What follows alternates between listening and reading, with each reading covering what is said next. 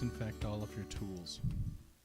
When cutting a branch, we want to make sure we cut at the crown or ridge line of where the branch meets the trunk of the tree. Many people make the mistake of cutting too far out on the branch, causing the remaining portion to die back and harm the tree, or they cut too close to the trunk and into the ridge line. This makes the tree struggle to heal. Always remember that with most trees, you can remove up to a third of the tree's wood before you can harm it.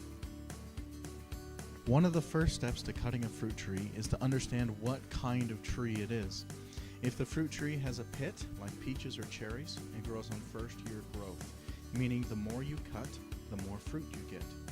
If it has a seed, like apples, it grows on second-year growth, which means the more you cut, the less fruit you get that year.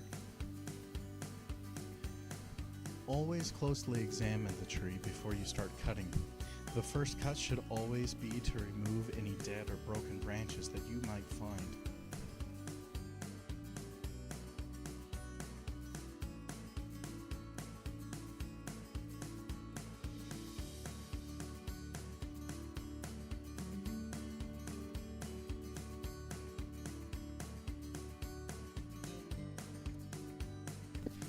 Next is to remove any overgrown parts of a branch, especially on a pitted fruit tree.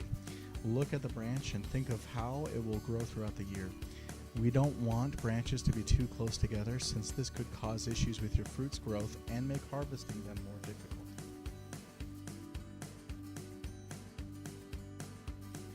Following the removal of overgrowth, remove branches that are growing vertically. This is just to prevent your tree from growing too tall for harvesting. And most branches that we want for good fruit grow horizontally.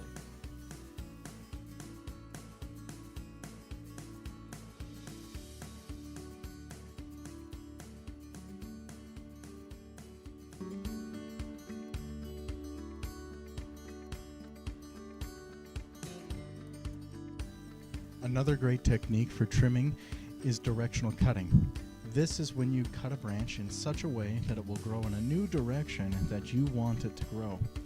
To do this, find a branch you want to cut, then look for a secondary branch growing out of the first that will grow in your desired direction. Then simply cut.